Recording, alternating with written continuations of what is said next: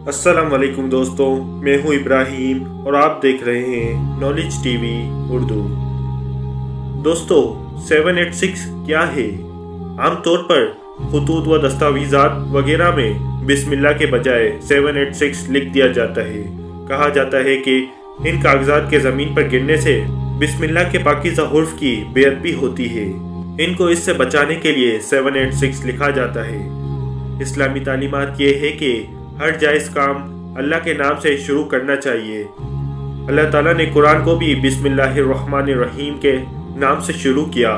खत या किसी भी तहरीर से पहले बतौर बिस्मिल्लाह 786 लिखना एक गुमराहकुन बात है, क्योंकि ये अमल हमें कुरान और सुन्नत में कहीं नहीं मिलता।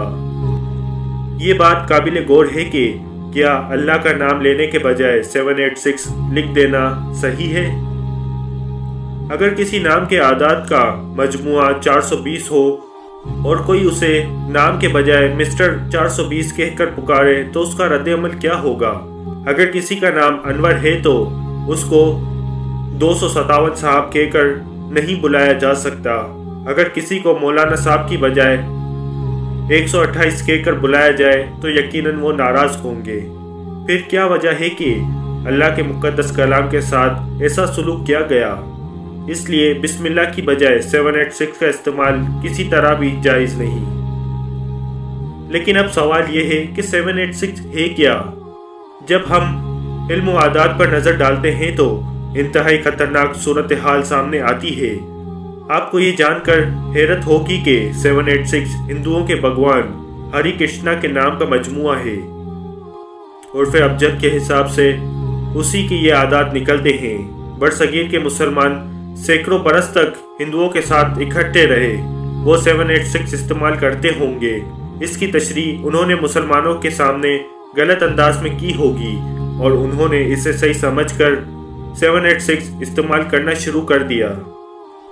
बिस्मिल्लाह का मजमुआ 787 है, जो कि आपके सामने स्क्रीन पर मौजूद है। बिलफर्ज अगर मान भी लिया जाए कि बिस्मिल्लाह के आदात 786 हैं, तो भी बिस्मिल्लाह के आदात का इस्तेमाल दर हकीकत अल्लाह की नाराज़गी को दावत देने के मुतरादिफ है। ज़रा सोचिए कि क्या कुरान इल्म हिंसा या ज्योमेट्री की किताब है? क्या इसका नज़ूल इसीलिए हुआ था कि इसके आदात में तब्दीली की जाए? नहीं, हरगिज़ नहीं। ये अमल की किताब है, इसलिए इनके आदात का इस्तेमाल करने से मुकम्मल तौर पर इज्तनाब करना चाहिए। बिस्मिल्लाह लिख दिया जाए या कागज़ पर कुछ भी ना लिखा जाए, ज़बान से बिस्मिल्लाह पढ़ लेना ही काफ़ी।